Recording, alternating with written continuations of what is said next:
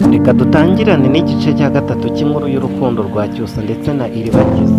Mu gutangira, Cyusa nyuma y'imyaka 25 yagarutse mu mujyi wa Kigali gushakisha Iribagiza aho yari yaramusize. Reka nkwibutse ko hashize imyaka 25 Rugema na Mukanambara barimbuye umuryango wa Iribagiza burundu. Uyu musore yakomeje kugenda mu mihanda y'imijyi ya Kigali nk'uko muri kugenda mubibona. Naho Rugema ndetse na Mukanambara ikinyoma cyabo bari bakomeje kugikuza, kurinda uyu mwana witwa Iribagiza kuzamenya ko bishe ababyeyi be. Mwibutse ko uyu muhungu yaturutse muri Amerika aje gushakisha Iribagiza ngo amugire umugore nk'uko bari barabihanyemo isezerano kuva kera bakiri batoya. Uyu musore yageze i Kigali bamubwira yuko ahari ababyeyi ba Iribagiza babarimbuye bapfuye bose, ndetse hakaba hashize imyaka 25 batakibaho. Uyu musore yakomeje kugira ibyiringiro byo Iribagiza akiriho ndetse akomeza kumushakisha. Aba bagome nabo bari bakomeje gukora umugambi wo guhisha Iribagiza ndetse no gutegura amarushanwa yari kuzabera muri Leta Zunze Ubumwe za Amerika tariki 25 Kanama. Aba ngaba bangaga uyu mwana ariko ntibamwereke ko bamwanga. Umunsi umwe nibwo Mukanambara yatumye Iribagiza kujya guhaha. Reka nkwibutse ko Iribagiza mu majoro yose yagiye amara hano kwa Mukanambara nta joro na rimwe ryamushimishije. Umunsi batumye Iribagiza guhaha niwo munsi yahuriyeho na Cyusa, ariko ntiyigeze amenya ko ariwe. Aba ngaba Mukanambara buri gihe mu ijoro abana baryamye ko bari babiri, nta joro na rimwe yigeze aho umutuzo Iribagiza. Uyu musore yakomeje kugenda mu mihanda y'umujyi wa Kigali ashakisha ngo arebe ko yabona Iribagiza. Yamushakiye ahantu hose hashoboka. Yari afite agafoto ka Iribagiza ka kera, niko gafoto konyine yagendaga yereka abantu ubwo yabaga ari gushakisha uwo mukobwa bita Iribagiza. Aba bombi Iribagiza ndetse na Cyusa bari bameze nk'amafi yoga mu nyanja arimo ibirura bigera kuri 4. Fabiola ndetse na Mukanambara, Rugema ndetse n'uwo bita Isimbi bakomeje kurwana intambara yabo, bahatana neza cyane nk'abantu bari kurwana intambara y'ubutita cyangwa se intambara ya gatatu y'isi. Bitewe n'ibyo bahuraga nabyo amanywa n'uko bwije, ibi byatumye filime bakinyemo urukundo rwabo rwamenyekaniyemo yitwa Inzira ya filime Inzira y'umusaraba, iba filime ya mbere ikunzwe mu gihugu cy'u Rwanda ndetse ikaba na filime yarebwe cyane muri zindi filime zose zatambutse mu mateka ya sinema nyarwanda. Iribagiza ndetse na Cyusa, urukundo bagaragaje muri iyi filime abantu benshi bibazaga nimba bakundana bya nyabyo. Uyu munsi ndagira ngo dushire amatsiko kuri icyo kibazo. Abantu benshi mwakomeje kwibaza ngo ese Iribagiza yaba akundana na Cyusa bya nyabyo? Muri iyi nkuru y'urukundo rwa Iribagiza na Cyusa hagaragaramo kwihangana gukomeye, kugeragezwa kenshi ariko ugakomera muri ibi byose. Ese amaherezo y'uyu mukobwa Iribagiza ni ayahe? Cyane yuko aho bageze bakina kuri ubu ngubu, nyuma yuko Cyusa yakomeje gushakisha Iribagiza hashize imyaka myinshi cyane, Cyusa yagiye asobanukirwa mu buryarya bwinshi cyane bwa Fabiola ndetse na Mukanambara, tutibagiwe Rugema ndetse na Isimbi, mu mitego nyinshi bateze uyu musore. Nyuma y'igihe kinini yaje kumenya Iribagiza wa nyawe muri abo bakobwa babiri bose bitaga ba Iribagiza.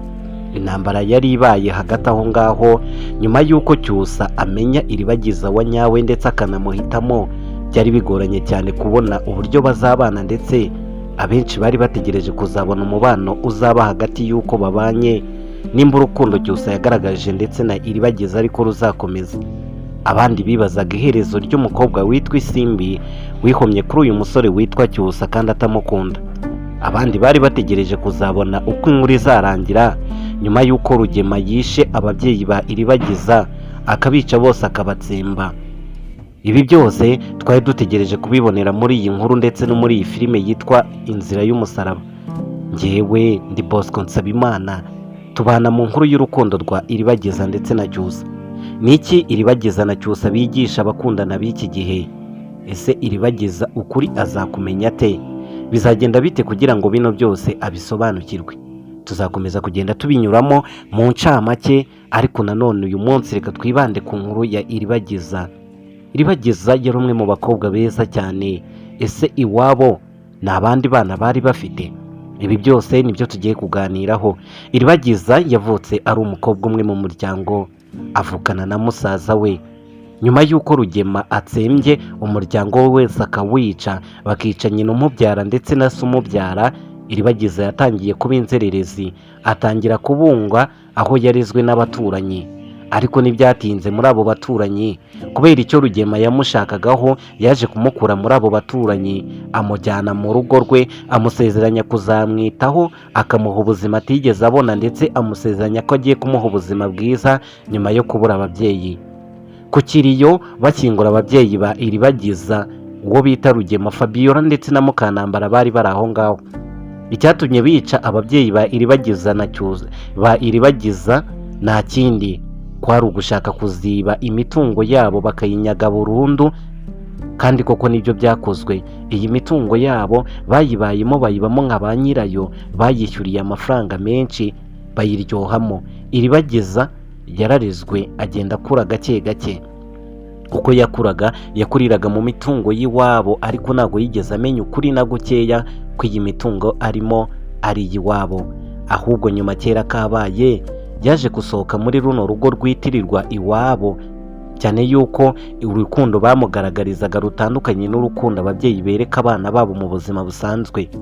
Ariko reka dukomeze twe kujya kuri finali, ahubwo dukomeze tuganire kuri iyi nkuru uko byagenze. Iribagiza, Rugema, Fabiola bakomeje kumwereka urukundo, ariko nanone ntibyatinze cyane kuko bahise bacishaho imyaka myinshi, batwereka Iribagiza ari mukuru, amaze imyaka myinshi cyane. Hari hashize imyaka 25 Iribagiza ari mu rugo kwa Rugema. Mu myaka 25 nta kintu na kimwe cyiza Iribagiza yigeze abonera muri uru rugo, uretse kubona ko bateteshaga uwo bita isimbi, bakamuha urukundo rukwiye, ariko byagera kuri Iribagiza akabona ko hari impinduka nyinshi cyane ziriho, kandi bose ari abana babo. Ahangaha niho byatangiye gukemangwa yuko Iribagiza ashobora kuba atari umubyeyi, bano atari ababyeyi be. Atangira gusa nk'ubikeka, ariko akongera akigarura. Umusore bita Cyusa waturutse muri Leta Zunze Ubumwe za Amerika, tariki 25 Desemba yagombaga gukora ubukwe, agashyingirwa uyu mwana w'umukobwa witwa Iribagiza.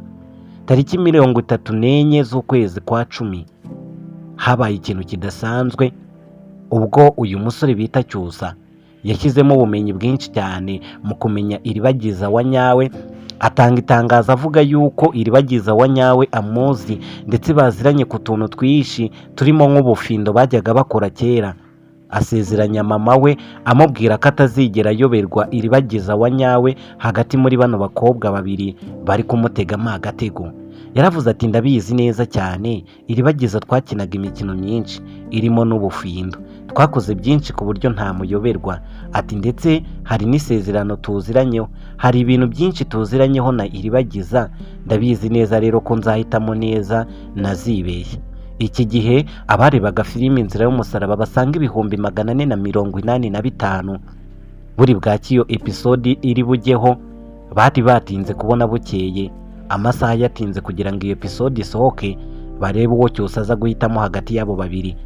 Amaso yabo yari ari kuri za YouTube, buri kanya basura imbuga za YouTube bareba nimba iyi filime yaba yasohotse, ngo barebe uyu musore uwo ari bwahitemo. Bisa nkaho mu nkuru zose ziri muri iyi filime Inzira y'Umusaraba, inkuru ya Iribagiza na Cyusa ariyo nkuru yashimishije abantu benshi. Nawe uri kumva iki kiganiro, birashoboka yuko impamvu wafunguye kino kiganiro kugira ngo cyumve ari uko wabonye ko iyi nkuru iri kuvuga ku rukundo rwa Iribagiza ndetse na Cyusa. Si ubwa mbere habayeho inkuru nk'izi ngizi z'urukundo zica ibintu hirya no hino, hari n'izindi nyinshi zagiye zibaho, ariko ni ubwa mbere habaye inkuru y'urukundo yashimishije abantu benshi mu gihugu cy'u Rwanda.